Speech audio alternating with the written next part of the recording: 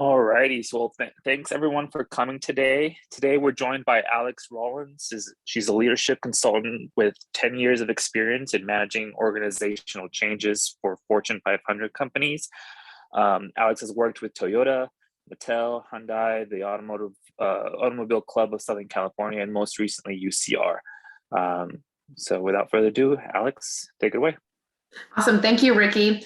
Hi, everyone. Excited to be here with you all today. I'm really excited to talk about coaching because I really feel like this is the one topic that really makes or breaks a team and an individual. So I'm going to go ahead and start by sharing my screen, and we're going to go ahead and get started right now.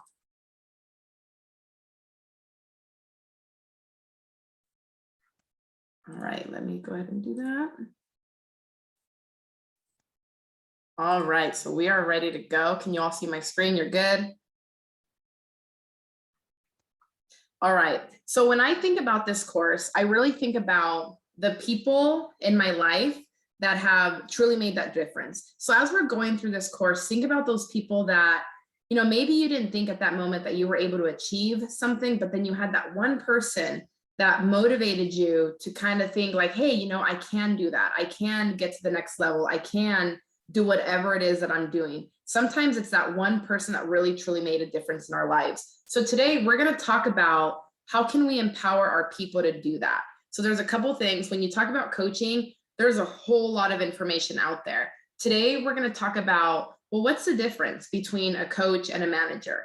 You know, what is the difference of each? How do I play in each role? The other thing that we're going to talk about is a coaching process that produces results, because the main thing that you want to do as a coach is you want to make sure that you get the results that you can. But the tricky question about that is that every single individual that you have is very different. So how do you pick a process that not only works for one person, but a process that also works for another person as well? And then lastly, we're going to go ahead and just tie this in a bow at the end, and we're going to talk about the importance and the role of listening and how that basically plays in the coaching process. So let's go ahead and get started to our next page. I always go over my housekeeping page and I say, you know, anything that you need, we're going to go straight through for the whole entire hour. If you have a snack, definitely have a snack. If you need your cup of coffee, get your cup of coffee, because we're going to go ahead and just go straight through. And my whole goal of this whole entire presentation is to be, you know, answering any questions and to make sure that it's engaging as possible, because coaching is a really fun topic. And it's also one of those things that, like I said, could really develop someone into something that they probably didn't think that they were going to be able to develop into, which I think is always really fascinating. As Ricky said, my name is Alex Rollins. I've been here for about 4 years. I'm going to hit my 5 years in February, so I'm excited about that. And my goal is to help leaders achieve excellence. I mean, think about it. We spend so much time at work, and I really think that we really need to tap into the potential of other people. So as we're going into this course, one of the main questions that I'm going to ask you, and you can come off mute to answer, or even put it in the chat, is when you think about managers, what are some of the things that you think managers are responsible for? Just go ahead and shoot it out. You can come off mute, put it in the chat. What are some of the main things that a manager is responsible for?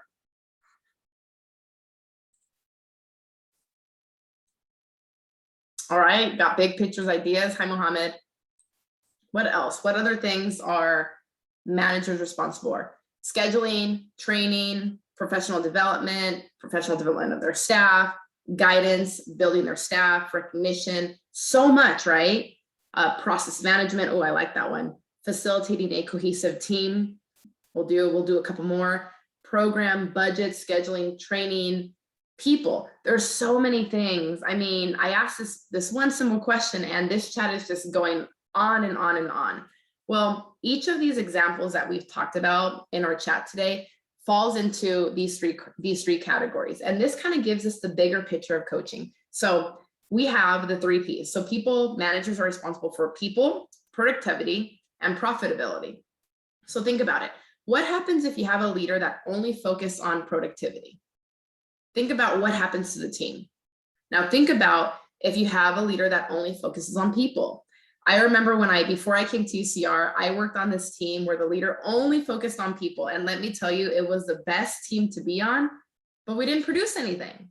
And so we were kind of like the laughing stock of the company because we got along, we were a great team, we liked each other, we just didn't produce anything.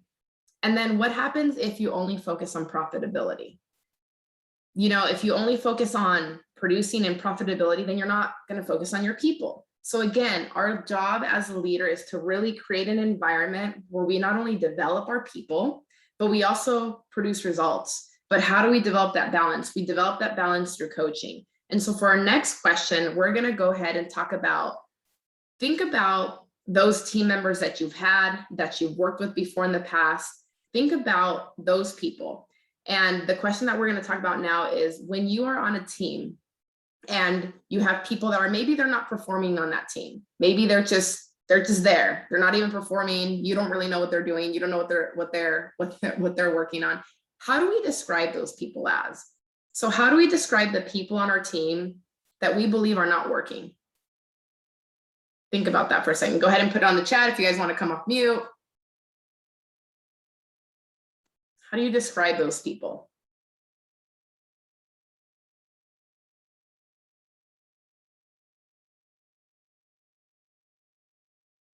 So when we have someone on our team that isn't motivated or isn't performing, what do we describe those people as?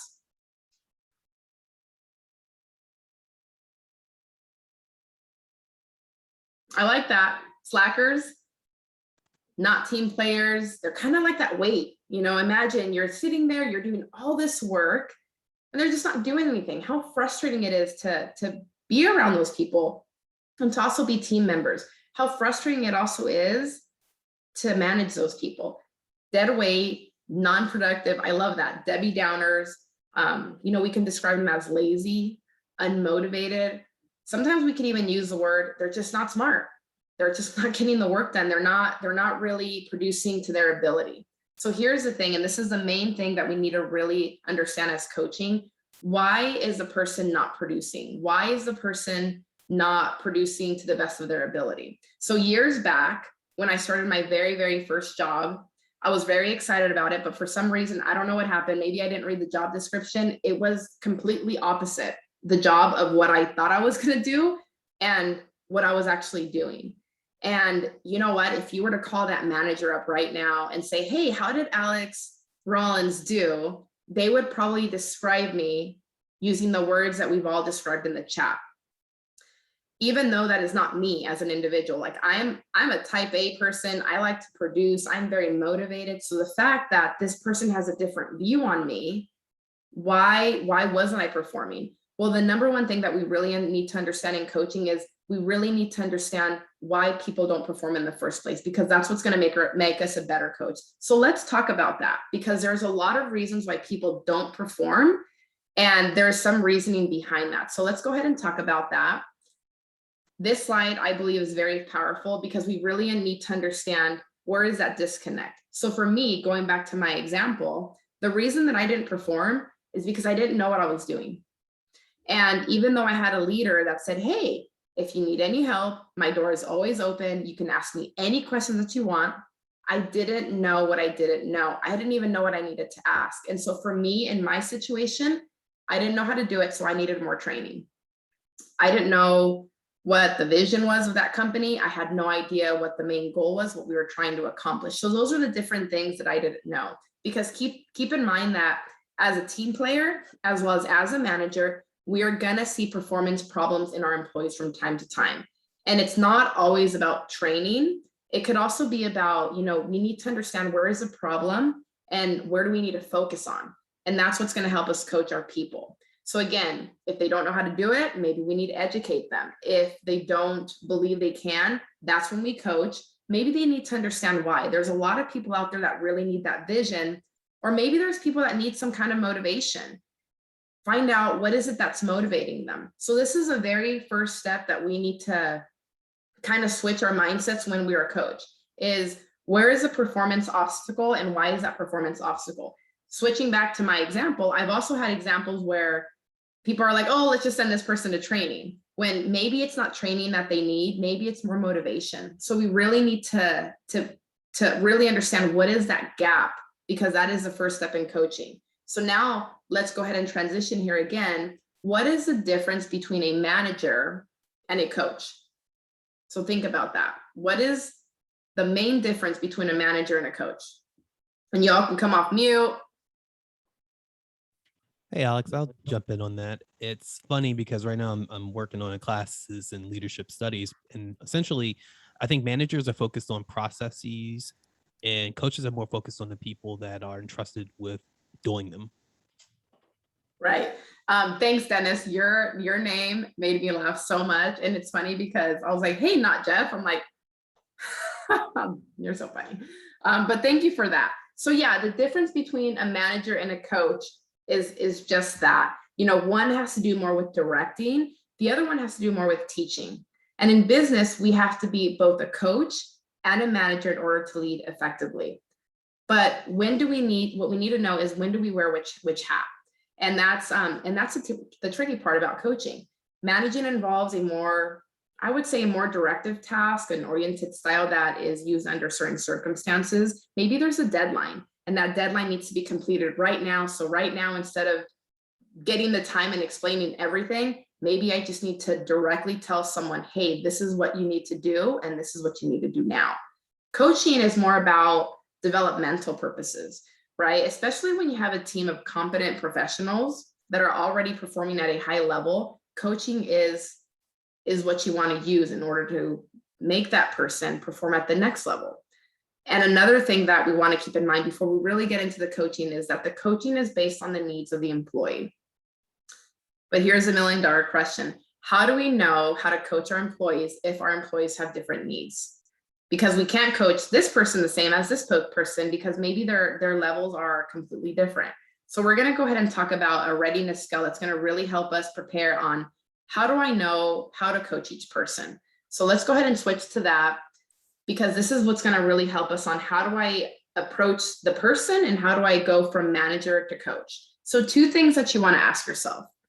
What are their needs of the employee and what are their deficiencies? So just think about that for a second.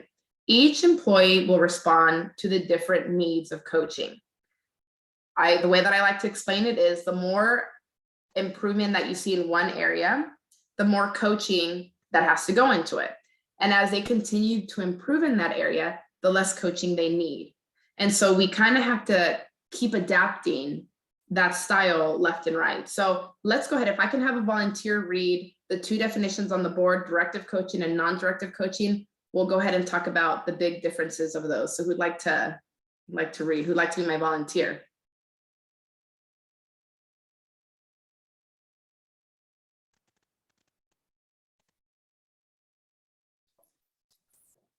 Okay, I'll volunteer. So Thanks, directive Ricky. coaching, no problem. Directive coaching, explaining, demonstrating, or modeling a new approach or skill for the person you are coaching to copy and implement. And non-directive coaching is allowing expert team members to think through and set their own agenda and to apply their expertise to achieve the outcomes they want. Awesome, thank you. So what you want to determine is what is your employee's readiness level. So if you know that you have maybe you have a new employee, this new employee that just came in, he's less skilled, maybe the readiness level of that employee is going to be an R1, possibly an R2. And that's going to require the manager, which we're talking about management now, to provide that hands-on training, that approach that's going to provide the guidance, the instruction, and the coaching. Now, let's say you have someone on your team that's more skilled and has been there longer term. Maybe that person is at an R3 and an R4, which means that they already have the skills, the knowledge, and the ability, but maybe they lack the motivation or the confidence. And maybe that's when we come in as the coach instead of the manager to really help them get to the next level. So again, we really want to understand, number 1, what are the needs, the deficiencies, and where is my person at in the readiness scale? And so in order to help us understand this scale a little bit more, we're going to go ahead and watch 2 video clips, and I'll go ahead and give you a quick synopsis of both. Both of these video clips take place a while back. They're basically from a movie from the 1960s. Maybe you all are aware of this movie, and it follows a young boy. His name is Scotty Smalls. Now, here's the deal with Scotty Smalls. He's very excited. He's new to this neighborhood. His family just moved, and before summer begins, Scotty really wants to learn how to play baseball. He has that motivation, The problem is that he knows nothing about baseball. So during the course of the summer, Scotty learns all about baseball. He meets his new friends. They all have a great time together. But how did he learn how to play that sport? There's a lot of coaching that had to go into that. So we're going to go ahead and watch this clip. And as you're watching the first clip and the second clip, I want you to ask yourself, what type of coaching is being done in both? All right, so we have our readiness scale, and we're going to go ahead and come back to the readiness scale so that we can really pinpoint where is Scotty on this readiness scale and how can you coach him? All right, so let's go ahead and watch our video. Let me go ahead and cue it up here.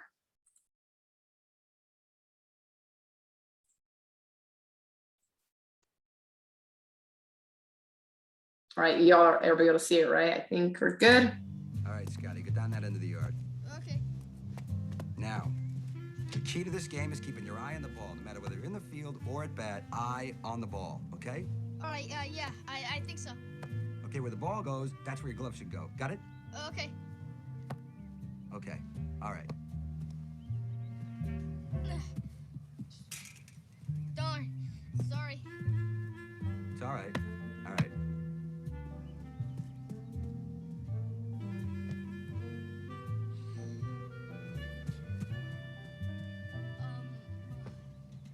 Here.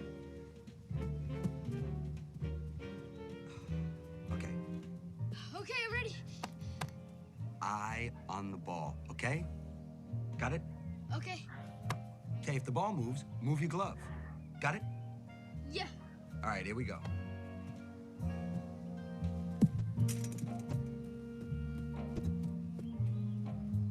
Okay, just need a bigger glove. Throw it back to me this time. Throw it back.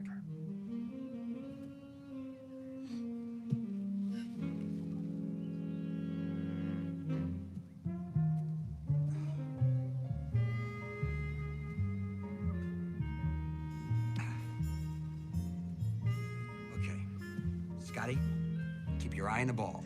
Okay. Got it. Okay. All right, so that's our first video. I'm going to go ahead and cue up the second one. So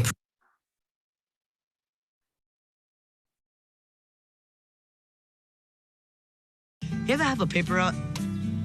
I helped a guy once. Okay. Well, chuck it like you would throw a paper. When your arm gets here, just let go. Just let go. It's that easy. How do I catch it? Just stand there and stick your glove out in the air. I'll take care of it. About time, Benny. My claws are going out of style. They already are, Swins. Shut up. Told you, Benny. Smalls! Throw it to second. Okay.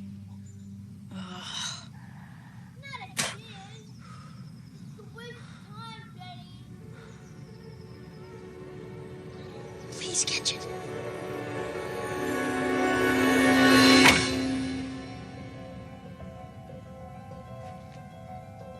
Please catch it. Please catch it. Please catch it.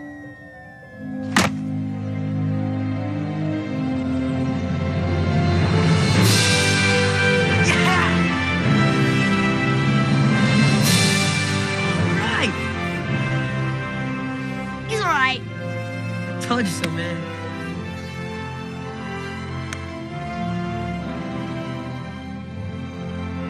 Okay. Let's play some ball.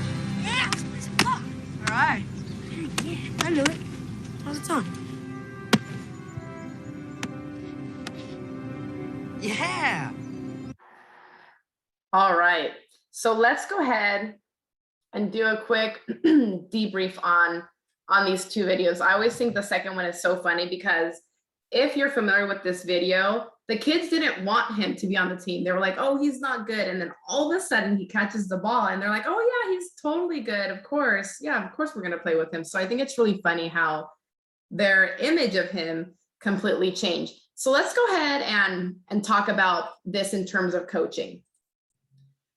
Before we get into our debrief, where do you think Scotty is on the readiness scale? And if you're on, well, since we're all on Zoom, go ahead and go to the top of your bar. And if there's a little, it's like a black box, and you just go view options, you're able to go ahead and use annotate features, and then you can just circle whatever it is, or you can use a stamp to put where you think Scotty is on the readiness scale.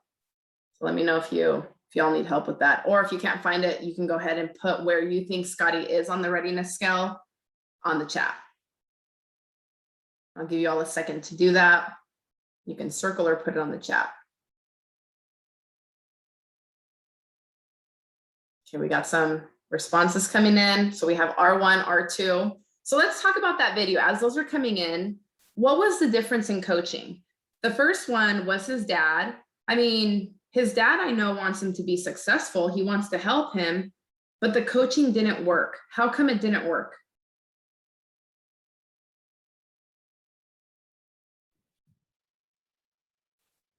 Alex, maybe because he didn't really know, he didn't know where his skills were at the beginning of just kind of showing him what to do. He assumed he knew how to catch and throw and just kind of needed a little practice, but he was far from that. And the dad didn't know how to, or whoever that, he didn't know how to adjust to it. Right.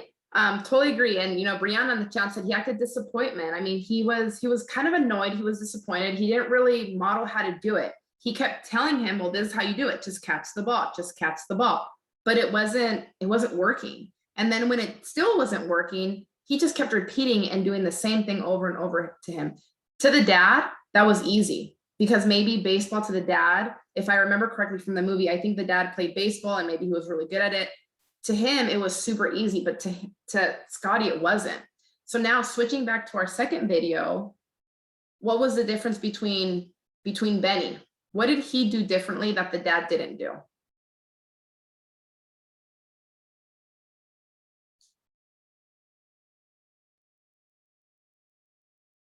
So Brianna gave an example. I mean, he basically said, hey, do you remember, you know, how to throw this? You kind of just, you know, go back with your arm, and he showed him how to do it. And it's funny because when Scotty says, well, what do I do? He basically said, you know what, just stand there, put your hand up, and I will do the rest. So he made him catch the ball. And that one moment where he caught the ball gave them all the confidence that he needed to continue. And that's where he developed his skill. That's where he developed his confidence, which is really cool because exactly, Julie, it built up his confidence. He hit the ball right to his glove. So Benny was doing all the work, and he was doing it. Hey, let me build this person's confidence so that, you know, maybe the next time they come around, it's not going to be as scary. It's not going to be so foreign to this person. He told him what to do and made sure it worked. I mean, the way that he's showing him, he used a whole different style. So that's very similar to what this coaching is about. I would say Scotty is on the R1 and the R2 level. He needs more of a directive coach in order for him to get to the R4 level. So let's go ahead and relate this back to the workplace, right? When we have our employees, you know, maybe they're at an R1. How do we get that employee to an R2? So we're going to go ahead and do just a quick example, because everything that we do, we want to just relate this back to the workplace. If I give you a scenario and I say, you know, you have this employee. So just picture this. You have this employee who's eager to promote to the next level, but there are many things that he still needs to learn. And there's many things that he still does not know how to do. So he has that eagerness. He is willing to put in the time and is motivated, even though he doesn't have the experience to reach that milestone yet. Where would you put this person on the readiness scale? So let's go ahead and do that one first, and then I'll go ahead and ask the second question. Where do you think this person is at?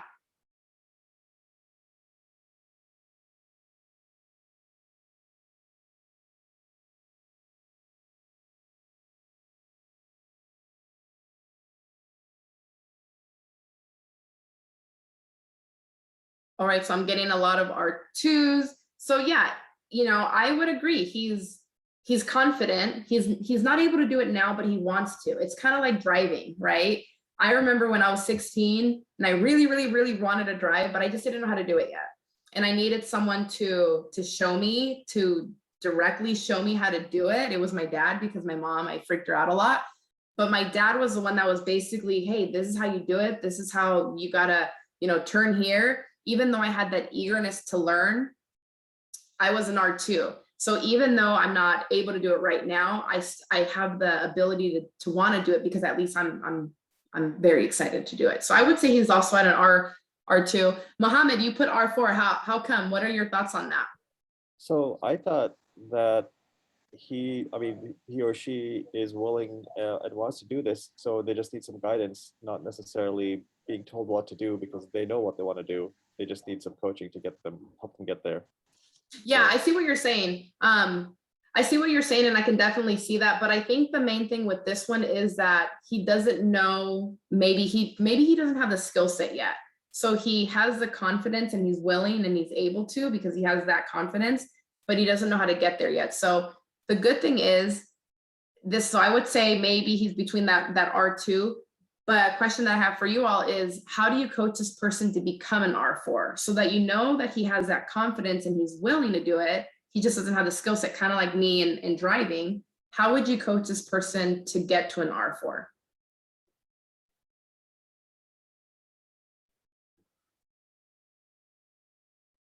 What are some thoughts?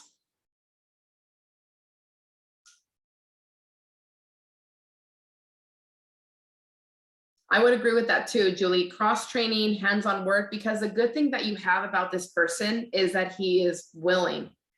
The hardest thing about coaching that you're going to deal with is when you have someone that is able and not willing, like an R3, someone that, have you ever had those people that are like, oh man, they're so smart, they're just so lazy? Sometimes I tell my brother, I feel like you're an R3 because my brother is such a smart guy, but sometimes he doesn't want to put the work in. And those are sometimes hard people to work with. Those are sometimes hard people to teach. And so that's what it means by able and confident and willing. That's your key employee. But the good thing that you want to know here about coaching is that even if you have a person that's an R4, you still want to continue to motivate them. You still want to, I feel like the R4s are usually left behind and it's kind of like, oh, they know what they're doing. They're good. They don't need anything else. So the next question I want to kind of focus on, what happens if you do have an R4 on your team? Or maybe you are an R4. How do you continue to keep that person engaged in their work environment, on their team, so that they continue to produce, so that they don't get bored? How would you do that? Or what are some thoughts that you have to continue to keep an R4 engaged?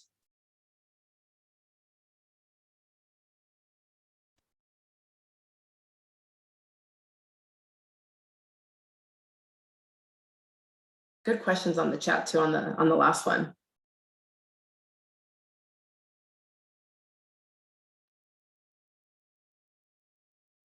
Yep, I would definitely agree with that, Terry. Discuss with them the ideas. What do they need? What other things do they want to do? What are some resources that they can get a hold of? Check in. What are their career goals? What are their long-term goals? Continue to keep them engaged. If you have someone that's unable but willing, maybe that person needs a little bit of training. So maybe if that person is an R2, maybe that person needs a little bit of training, a little bit of guidance. So again, the key thing is here, you want to put people into these categories. Where are they at? And then it's going to show you, okay, if they're an R1 or an R2, maybe I need to be more directive. If they're an R3 or an R4, maybe I need to do non-directive coaching, kind of let them guide me so that I can guide them. So hopefully that all makes sense. Hopefully that video really put it together. Another big step in coaching is you can coach this person, but now that we've discussed the two different types of coaching styles, we want to make sure that we understand that the key to effective coaching is how you deliver that message. And the way that you're going to deliver that message is through quality feedback. Because again, you can have a coach, you can have someone, but if that person is not respected by you, or if you don't respect that person, then whatever they say, whatever feedback they gave you, you're probably not gonna even take it. You're probably just gonna say, okay, yeah, whatever, and then just kind of do your own thing. So I think that feedback is also a really important key when we talk about coaching. And it's interesting because I feel like a lot of people don't talk about this area. They kind of just focus on the coaching, on the process and how to do it, but they don't talk about the feedback that goes into it. So again, it's all about that human nature. If you want productive change in your team, you want to show that you value your people and how you lead them. If you want resistance or anything like that, maybe people aren't, following your lead, then and criticizing, then they're probably not going to follow your lead. It's really simple, because if you want something done, then you probably should do it in a way that's going to produce that results. So one of the things that I did on this slide is, in order to really understand feedback, I think it's really important to understand criticism. And so I looked them up, Webster's dictionary, and the word criticize, if you look it up, it actually means to express disapproval or someone or something. Okay, so it means to express disapproval of someone or something. And it also talks about the problems or faults of someone or something. Feedback is defined as helpful information or criticism that is given to someone to basically improve their performance. So what I found interesting about this is that even in the word feedback, they use the word criticism. I know that in working with different kinds of organizations and working with different people, for some reason, when you say the word feedback, it's like people don't want to give feedback. It's like, oh, well, I don't want to be mean. I don't want to hurt someone's feelings, but I really want you to view feedback in a very different way. And the way that I view feedback is I view it as developmental, because I'm telling someone something that they can do to improve their performance. So while both feedback and criticism are similar, they both involve that evaluation.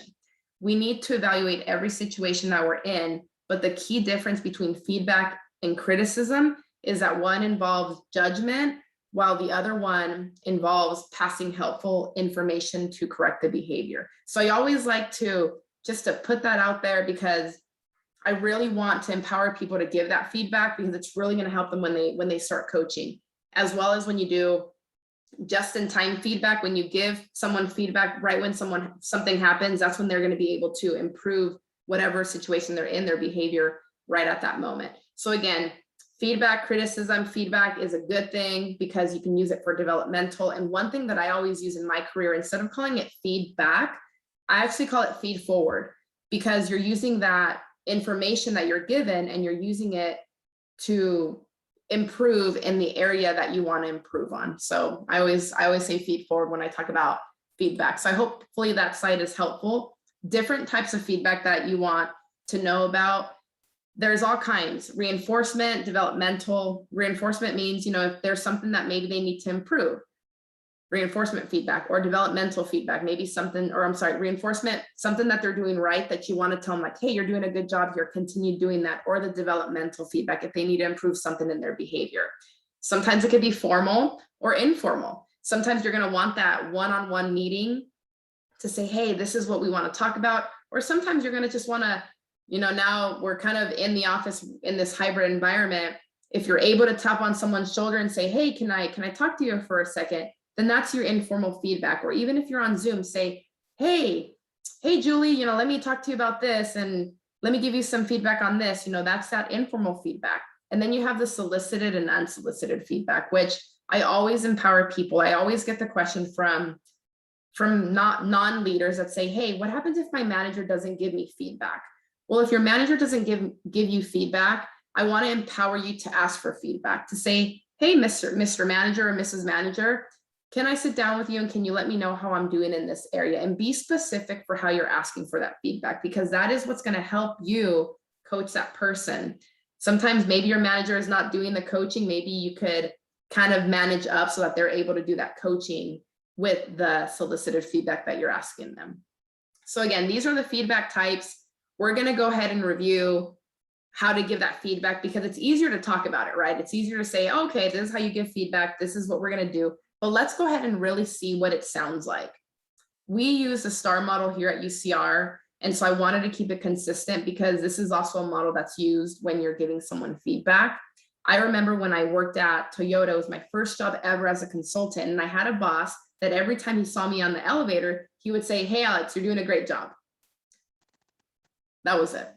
The problem is I never knew what he was talking about, like ever. Till this day, 10 years later, I still don't know what he was talking about, because it was never specific enough. I had no idea. He was never in any of my meetings. He never attended any of my calls. So I had no idea what he was talking about. And back then, I didn't really realize that I should have asked for, what are you talking about? What specific feedback are you talking about?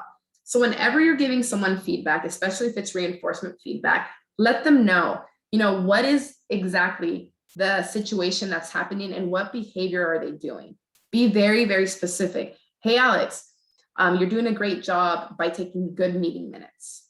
and then kind of go through the process. What is the situation? What is that person really doing? What is the task? Describe the task that they're doing, and whatever they're doing, how is that impacting the team in a positive way? Hey, Alex, I really appreciate the detailed meeting notes. It really gives the team an idea of everything that's going on with the project, and I really appreciate you keeping this organized. This is going to be really impactful as we go live with our products. So I'm using exactly what, I don't know, maybe that's what he was going to tell me 10 years ago, but I'm using this model to help me give that positive feedback to someone. So again, anytime that you want to give some positive feedback, be very specific on exactly what you're giving it, because again, reinforced behavior is repeated behavior, and it's going to continue if they know exactly what they're working on. I wish I knew 10 years ago what I was working on. Giving positive feedback is always easy, right? And so this is an example that I just used. If you have an employee that's being assigned a task, they're meeting their deadlines, their team is ahead of schedule. So this is kind of like just a quick scenario role play out that I basically do, because giving that positive feedback is usually easy because you're telling someone that they're doing a good job. Where it becomes a little tricky is when we have to give that developmental feedback. But just the fact that I'm calling it developmental feedback is good, because it's not that negative connotation, that criticism that we always say, like, oh, I'm going to give them criticism or something. You're saying developmental, so you're helping someone develop. Let's take a look at the developmental feedback example. We're using the same exact STAR model. The only difference here is that we're adding an additional AR. And what does that mean? The additional AR stands for alternative action and alternative result. So what does that mean? What did this person do that they needed to change? And so we've all been in those meetings, maybe with our bosses, where maybe they're giving us some type of feedback and they're telling us what maybe we did wrong, but we don't really know how to fix it. So you're still going to follow the process of the STAR model. But in this situation, you're going to say, hey, instead of doing this, maybe next time do X, Y, Z. And if you do that, it's going to create a different result. And so that's usually another way to give that developmental feedback. I'm also going to give you all an example of what that sounds like, so you could just see it play out. So if I was talking to an employee, I would just say, maybe this employee is being assigned late task. And let's say that this employee just kept missing deadline after deadline after deadline. And we don't know why. We don't know why they're missing these deadlines. That's when I would talk to the employee, and maybe the employee is going to come up to me and say, hey, you know what? I've been missing deadlines because, I don't know, my kid is sick at home, or I just have a lot to do. I'm just really overwhelmed with my task right now and I have a heavy workload. Then I would say, hey, instead of missing these deadlines, next time when you are in the situation, just talk to me. Just talk to me so that I can talk to someone else on the team so that I can cover you. Because if you would have done that, then maybe we wouldn't have been delayed on such and such project, or maybe we wouldn't basically be in that situation. So again, hopefully these two models help the process of giving someone feedback a lot easier, because it's meant to kind of provide that process of what do I say, and then what do I do, and then how do I continue that positive behavior afterwards. So I definitely want to talk to you about feedback as well. And also, Tara, I really like what you said in the chat about, may I make a suggestion? That is going to be really powerful, especially when we talk about the coaching conversation, because again, you want to get that person's buy-in. You want to continue to build that person's trust. And then also what you mentioned, Julie, is don't wait until the performance evaluation. That is always a no-go, right? I used to have a boss that she would wait for one-on-one meetings, the performance evaluation. She'd be like, well, you're doing all this wrong, to the employees. And we're just like, wait, what? Like, what's going on? When I first worked at JCPenney, I remember I was really excited for my performance review, and I met with my boss and I was super excited. I was going to get like a 50-cent pay raise. And I didn't get it because I was folding the towels wrong. I worked in housewares. And I remember I specifically asked, well, how long have I been doing this? And he said, oh, probably like the last 6 months. And I remember thinking to myself, why didn't you tell me? 6 months ago, I would have changed my behavior and I would have gotten my 50-cent raise. That was a big deal back then. And so those are the things that I'm talking about. It's instead of having people be surprised, tell them, tell them and use this process because it's going to be better, and it's going to be better for the relationship in the long run as well. So now that we've talked about I know, Julie, I'm still upset about my 50 cents. Now that we've talked about the developmental and the reinforcement process, let's go ahead and go into the coaching process, because this is the conversation that's going to take a little bit longer. And we have an acronym here. I feel like UCR is all about acronyms, but this acronym should be really easy to just kind of understand and to remember. So the acronym for coach is COACH. Connect, observe, address, coach, and hold accountable. So what does that look like? In order to make sure that we're doing this right, the first thing that you want to do is you want to connect, build rapport. How does that sound like? Hey, Julie, how you doing? Hey, Mohammed, how's it going? I want to talk to you about this. Like, hey, what did you do this week? And, we call that pleasantries, talk to them, connect, build that connection. And then you're going to observe, what did they do? So what did you hear? What did you see? What behavior has to change? And be very specific. Hey, last week when we were in the team meeting, I noticed that you were kind of frazzled that you didn't have the report on time. Like, can we talk about that? Yeah, we can talk about that. And let the employee tell you, like, hey, what's going on, or whatever it is. And whatever they tell you, your next one is to address the situation. How can you address that improvement? You can say something like, hey, may I make a suggestion? Or you can even say, how about if you try doing it this way? Because then you're getting their buy-in.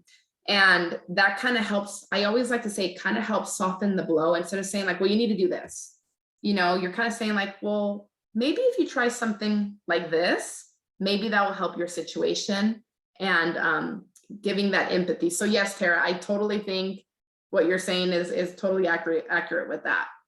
And then you want to coach. So now that you've identified the area, you've identified the behavior that must change, that's when you're spending time about, hey, if you do change this behavior, then this is the benefit that's going to come out of it. And so you want to talk about that benefit. Why should that person change the behavior? What is the impact? What is going to be the result if they change? Because if I don't know why I'm changing, if I don't know the why behind it, maybe I'm not going to be inclined to change it. And then on top of that, you want to hold accountable. How many times have we had those conversations with someone and then they never follow up with us? Hey, let's talk in 2 weeks and let's see how this process is going for you. Definitely hold accountable. And in order to help out with this process, I did attach, I'm going to send over these slides to all of you so that you have, I did attach the coaching conversation checklist, because if you look at this checklist, if you have answered no to any of those questions, then you definitely need to think about how you can coach this employee in a different way. Before coaching your employee, you want to make sure that you turn the no's into yeses so that you're fully ready for that conversation, so that you're fully there for developmental purposes. I always say coaching could be hard, so can giving feedback. But if your heart is in the right place and your heart is wanting to help someone, you're never going to go wrong. You're never going to go wrong with the coaching. You're never going to go wrong with the feedback. So let's go ahead and kind of put everything that we've learned today in action and try this out. How does this conversation feel like? How does it sound like? I usually ask for a volunteer here. So if someone wants to do a volunteer, what I'm going to basically do here is this conversation should be about 20 minutes long or longer, not like 2. But I want to give you guys a sense of how it can sound like and how easy it can be if we're following this process. So an example that I've been given in the past is a top employee that has been disengaged in Zoom calls. So maybe the person was on mute, or maybe when the person was called out by name, they didn't answer and the boss got concerned. So I kind of wanted to do a quick role play. It'll be like 2 minutes so that you can just hear how I'm going through the process, and then we could kind of talk about it afterwards. So does someone want to be my quick volunteer?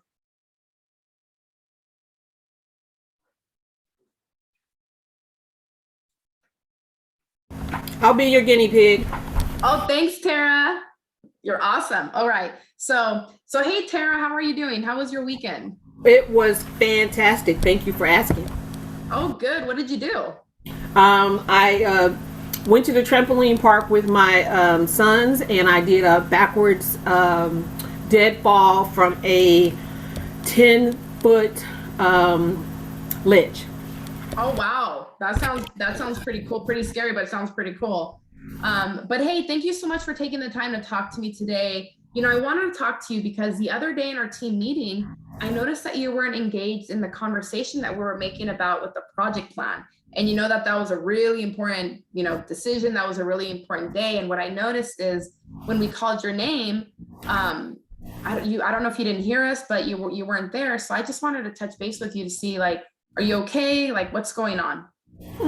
I'm good. I think I was probably moving a little bit too fast, and wasn't staying in the moment, and I apologize for that. I will work harder to stay more engaged and in the moment. No, and I totally appreciate that. One thing that I did, this is kind of like a suggestion. If I'd like to make the suggestion to you, I know that this meeting is kind of your meeting, that you're managing it, but I know that it's the one that I picked the time for. So if I can make a suggestion, maybe, how about you're in charge of this meeting? So instead of it being at 10 o'clock on Tuesdays, because that works for my schedule, how about if we pick a day and time that works best for you so that you can truly be in the moment, because you're the project manager of this project, and maybe that would help kind of keeping you organized for that meeting. Would that help? I think so. I really like that idea, and I was wondering that maybe if you could maybe partner with me to actually get that kind of feedback from everybody who's attending the meeting. Yeah. Because if it's not just, it might not just be me, and then I think not only would that help me stay more engaged, and thank you for giving me that opportunity, but I think it will help other people get more buy-in as well while we're working.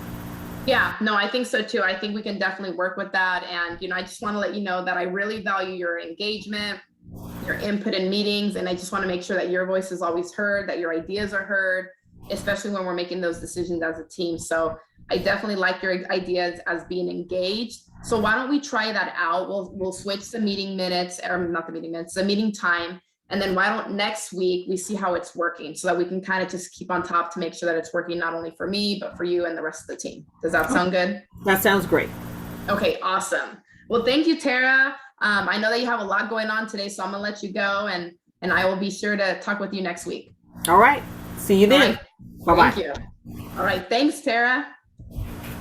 So again, this is supposed to be more, longer, but just to give you guys an idea of, how can I make something that's a little bit, maybe a tough conversation, how can I turn that into a coaching conversation? How can I really listen to, what is going on? Tara's always on the meeting, and she's always there. And instead of me saying well, you did this wrong, I'm trying to come from a place of understanding, and, maybe there's things that we need to change. And instead of me telling her what to do, hey, how about if you try something like this? And you notice that she started talking to me. So again, that's how the coaching conversation is going to sound like. So thank you so much for that, Tara. Do you have any feedback on that, Tara? How did that feel to you? So it's Tara. I didn't want to interrupt you. Oh, thank you. Thank you. I actually really liked it. I felt like you made an observation. You didn't put me on the defensive, which is, probably the biggest issue you have to, is making sure that your language isn't putting somebody on defense. Right. And you gave me some empowerment, and you let me know that you recognized behavior that you expected, as well as behavior that you didn't expect. So it wasn't all just, don't fall asleep in the meeting. It was, this is out of character for you. And I want to be concerned. I want, this is not something I've noticed on a regular basis. This is new. And I want to make sure that we're not getting, that there isn't something preventing you from keeping up the level of work that I've come to know from you. Right. Awesome. And Ricky just gave us an Oscar, so we're going to pick it up when we go to campus next. I'd rather have cash. Visa gift cards are but yes, thank you. Thank you very much. I'd like to thank the Academy. Yeah. I'm silly. Don't Awesome. pay attention to me, Alexandra. I'm silly. You're funny. Thank you so much for being my volunteer. So now that's kind of like the coaching process. And now that we've talked about, the coaching and the feedback, one of the main things that I definitely want people to really understand is that none of this will work if we don't become that good listener. If we just kind of make judgment, we need to be good listeners. And one of the things that I want to ask you is, maybe we do this all the time, is where do you fall on the listening scale? So one of the most important skills that a leader has to have is the ability to listen. Sometimes we're so caught up in our own stories and offering advice, talking around people, talking over people, that we don't let the other person speak. So we're going to end. I know that we have questions at the end, but we're going to end with this quick 1-minute video. And as you're watching, ask yourself, what kind of listener are you? Do you listen to listen, or do you listen to just speak and kind of tell your point of view? So let's go ahead and pull this up. I'm just kidding.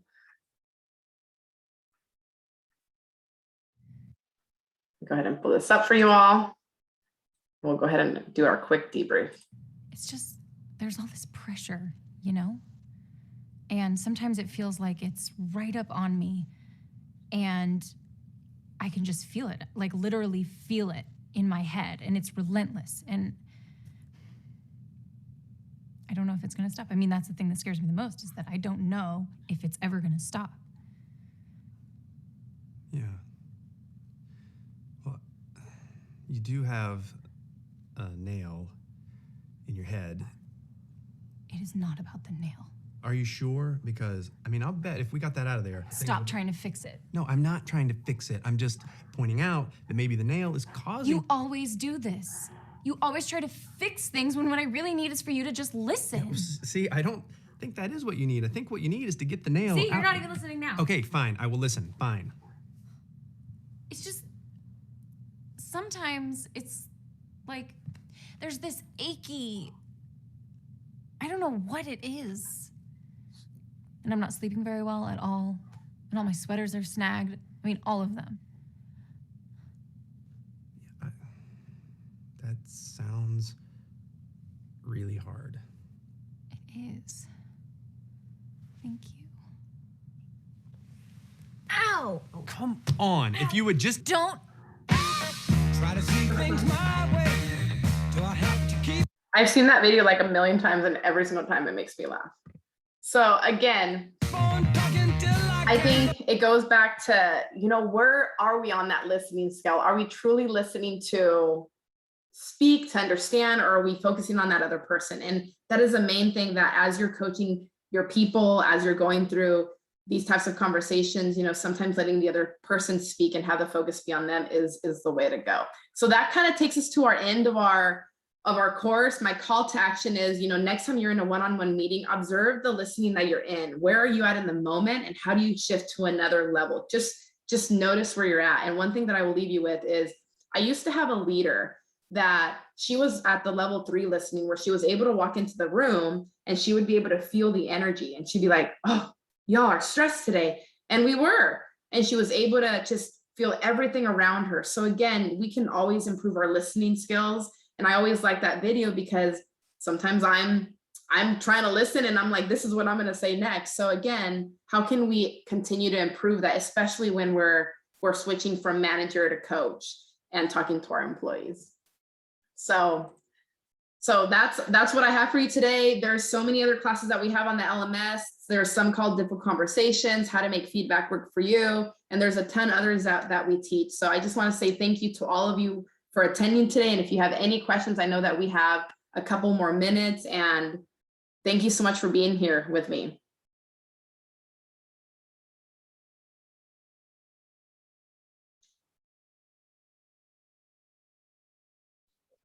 Alex, the upcoming classes that you just mentioned, are they already on the LMS that we can register for, or do we have to wait for them to hear when they go live? You know what? I think they're actually on there. Let me check, Muhammad. I can email you, and I can email you the group too, the list of the classes that are coming up, because I know that we have a couple in November, and then we have 3 of them in December. So they should all be up. Right. Thank you so much. Of course. Oh, and thank you for your comments on the chat. And what I will do is, Brittany, can I email the slides to you and then you email the group? Yes, if you email them to me, I'll send them out to everybody because I have their emails through registration. Okay, cool, perfect. So I'll do that. And I also have, because this class is usually longer, it's about an hour and a half. So what I'm going to do is I'm going to put the longer presentation so that they have those materials as well, so that people can have those as well. All right. I've got a dog barking in the background, but it looks like you have another question. Yeah. So Ricky, so how do you coach someone who thinks they're an R4 or R3, but perhaps is lower? You know, for that person, I would just say, whatever, I would always go to whatever the job description is. And I would ask questions like, okay, you know, do you know how to do this? Do you know how to do this? Whatever it is that they're supposed to be doing, I would ask them. And let's say they're like, yes, I totally know how to do all of that. I would say, hey, you know, as the leader, as your leader, you know, this is kind of my expectation of you when you're filling out these tasks, and kind of tell them, like, you know, gently where you think their level is at. You know, sometimes you're going to get those people that are like, well, I'm at this level, but you kind of have to sound like, well, no, I want you to get to that level right now. I feel like you're at this level, but we're going to get you there by teaching these things. Because I feel like I used to be that way a long time ago, where I thought that I kind of knew a lot more. And I actually did it when my coach had that conversation. I'm like, oh, wow, like I really do have a lot to learn. So I would do a lot of question asking. And Dennis, I see that you have your hand up as well. Do you want to comment on that? I just had another random question to speak to. And it's more that a lot of times when it comes to leadership and stepping into these roles, you're inheriting whatever background the folks you worked with that they grew up under. And so I guess my question is, in moving from this model towards coaching, do you have any advice on terms of how you can rebuild that psychological safety and that comfort level, so that way they're willing to hear you when you move into this space? Because I think sometimes that gets lost whenever you bring in a new leader. Yeah. And you know what? It's funny that you asked that, because I see that question asked a lot. And there's actually this thing that we used to do at my old job that it's called the new leader assimilation, which is basically you're starting over with that team. Because when you as a manager go to a new team, it's like people automatically, they're like, oh, well, there's no trust here because I didn't have trust for the other one. So it's kind of like you have to start all over. And so the main thing that I would do in that situation is reestablish those expectations. And you're kind of starting all over, and let them know, like, hey, this is a new team, this is a new leadership, and kind of these are my goals, and kind of reestablish that. So if you look up the new leader simulation, it's a very long process. UCR doesn't do it, which I really want them to do it, but I would do like a mini new leader simulation where it's like you're kind of getting to know people and they're getting to know you as well. And so, hey, you know, what are your strengths? What are your weaknesses? Because a lot of times what I see happen is the new leader comes in and there's not that getting to know you process. It's kind of like business as usual. And we don't know, like, what do you do as a new leader, and what do they do as these employees? So I would kind of do like something like that. And I think that has been really helpful. We actually did that with one of the departments a little bit like earlier in the year, and it seemed to help out a little bit. So I would recommend something like that. Does that help, Dennis? It does. Thank you very much. Of course. And Alex, I've actually seen it the other way, where it's an old leader with a new team, and they still kind of treat the new team like they were hurt in the past with this other team, and they still have those barriers up. So that would be great for that as well. It's really good. When I did it at AAA, it was like a 4-week process. I mean, you're having interviews after meetings, and you know, there's even like a facilitator that comes in and actually interviews the group without the leader. It's actually really, really powerful. I think that we can do something like that at UCR, and I'm going to be talking to Leela about it, because I think it's really powerful, especially when leaders or teams move from one another, because that's how you're going to establish that psychological safety. How funny, Julie, that you had the opposite. Yeah, so like trust had to be like formed because they had no trust for the previous team. There were even cameras in the break room where the cubbies were. It was yeah. ridiculous. Yeah, it's like you have to break that barrier of, you know, what is our main goal? Like, what is this new team? What do we want to accomplish? You know what I mean? I had something similar happen at UC Path, where we became a new team under another name. So we were instead of being whatever we were before, we were the CSC. And we kind of restructured again and say, hey, these are our goals. These are our visions. This is what we're going to do. And as a team, we kind of put up those new team expectations, and that helped out a lot. It kind of gave everyone that buy-in for that new team. Well, thank you very much, Alex. I do want to be respectful of everyone's time, as I do know there are other meetings. So thank you so much, everybody, for joining us. Thank you, Alex, for the amazing presentation. It was very, very insightful. I just want to let everybody know we do have another leadership series coming up in December, which will be team building with myself. And I'll go ahead and drop the registration link in the chat right now. So be sure to register for that event, and we look forward to seeing you then. Awesome. Thank you, everyone.